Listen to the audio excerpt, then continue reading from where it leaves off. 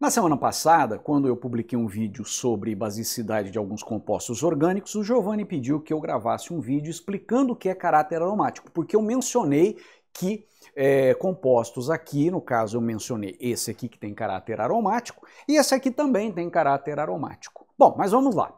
Aqui estão exemplos de compostos aromáticos e aqui exemplos de compostos não aromáticos. Perceba que simplesmente ser um composto cíclico com dupla simples alternadas, isso não é garantia de caráter aromático.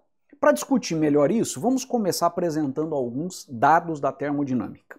Aqui eu tenho um eixo que mostra a entalpia crescendo e aqui nesse patamar de entalpia eu tenho o ciclo hexeno e o hidrogênio. Lembre-se que o hidrogênio é substância simples, tem entalpia por convenção zero, então o que a gente está representando aqui é estritamente a entalpia desse cicleno, esse composto cíclico, esse hidrocarboneto cíclico que tem uma dupla. Quando ele é hidrogenado cataliticamente, se transforma em ciclo hexano, se transforma nesse ciclano e ocorre uma liberação de energia que experimentalmente verifica-se é de 120 kJ por mol do composto hidrogenado. Então nós temos o ciclo alcano com uma estabilidade termodinâmica maior do que o cicleno. Agora, se nós pensássemos num composto com duas duplas, num ciclo de 6 carbonos, a hidrogenação dele, que também libera calor, experimentalmente verifica-se que o valor é 231 kJ por mol. Perceba que nós poderíamos, antes de ver esse valor, ter feito uma estimativa, uma previsão, porque se uma dupla nesse contexto libera 120 na hidrogenação, duas duplas deveriam liberar o dobro, 240. Claro que aqui não é exatamente 240, mas não está muito distante, quer dizer, serviria como uma estimativa. Então vamos fazer uma estimativa para o benzeno. Como o benzeno tem 3 duplas, 3 vezes isso é menos 360. Então a hidrogenação catalítica do benzeno, que inclusive requer condições bem enérgicas para acontecer, catalisador, pressão, temperatura, ela libera não 360. Essa seria a previsão. Mas pasme você, o resultado experimental é que a liberação é de 208 kJ por mol de benzeno. Olha, libera menos do que no caso do ciclo de Eno. Quer dizer, existe algum fator que estabiliza o benzeno de uma maneira muito perceptiva por dados experimentais.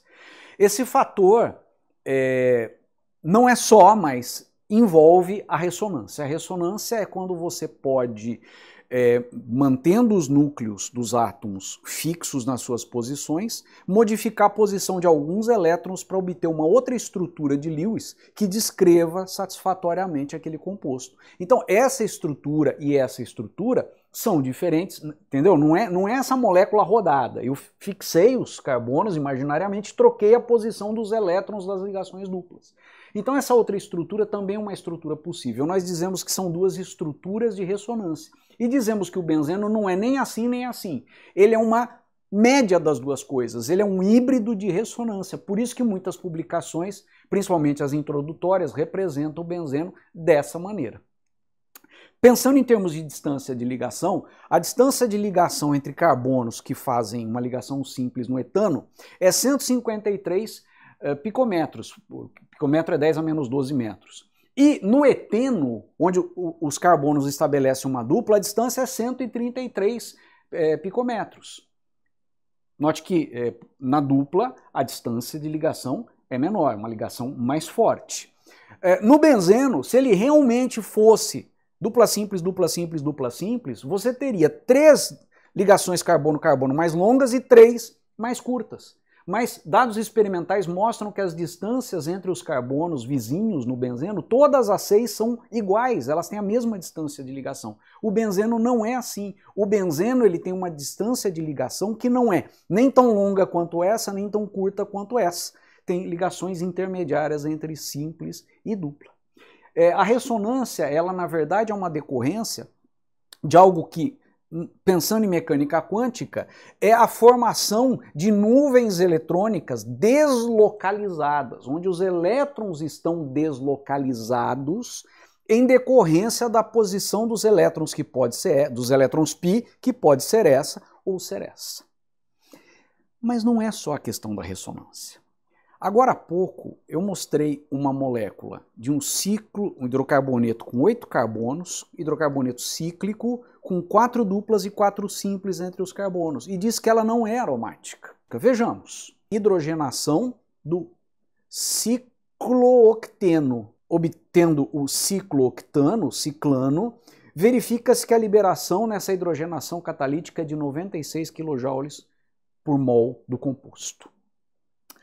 Usando a ideia anterior, se eu tivesse 4 duplas aqui, a expectativa é de que a energia liberada seria 4 vezes essa. Vamos arredondar aqui para menos 100?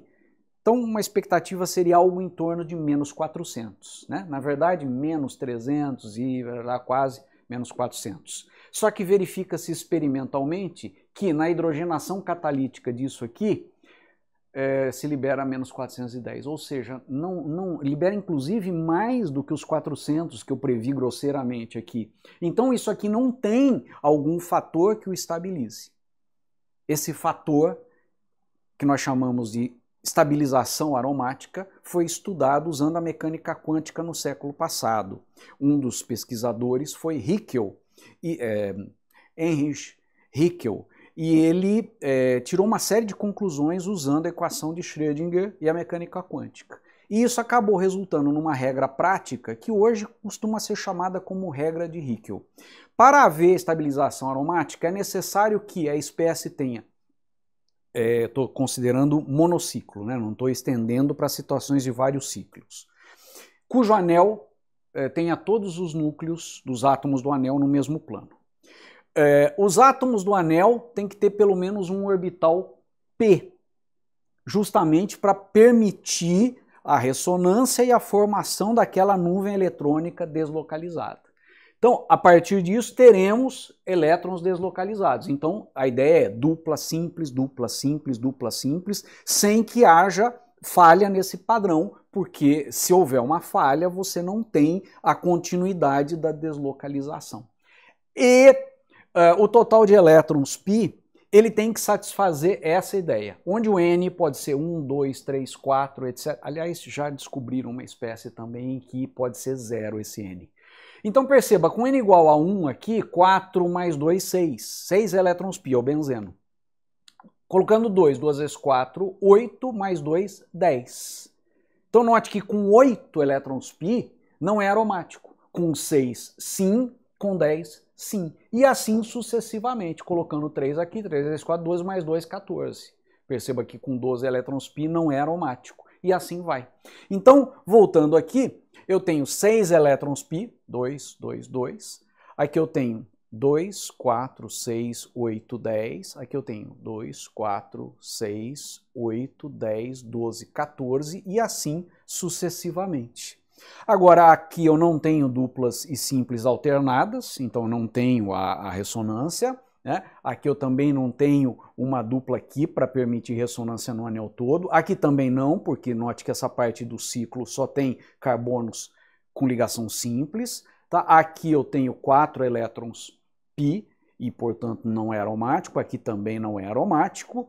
Aqui eu tenho 8 elétrons π, não obedece o critério de Hickel. E aqui eu deixo para você fazer a conta e perceber também que não obedece o critério de Hickel. Mas vamos agora ao que interessa por causa daquele vídeo que suscitou essa pergunta. Aqui eu tenho compostos que são aromáticos. Perceba, como benzeno, 6 elétrons π. 6 elétrons π.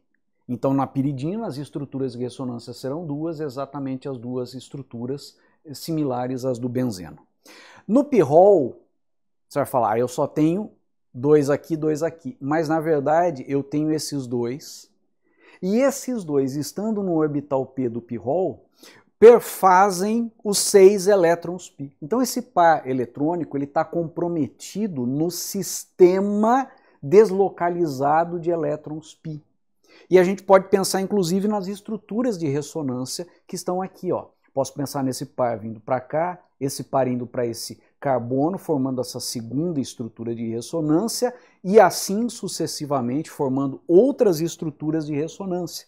Perceba, então, que se a molécula atende o critério de Hickel dos 6 orbitais, dos 6 elétrons π, e eu tenho dupla simples, é aí um átomo com um par de elétrons, isso também possibilita o critério de aromaticidade ser válido. O furano também, o tiofeno também. Note que nesses dois casos, um par de elétrons está comprometido com o sistema π e outro par de elétrons não está comprometido com o sistema π. Legal, né? É isso aí. É tão bom quando a gente compreende. Obrigado a todos que têm prestigiado os vídeos e no próximo vídeo tem mais dicas para quem vai prestar IME e ITA. Até lá!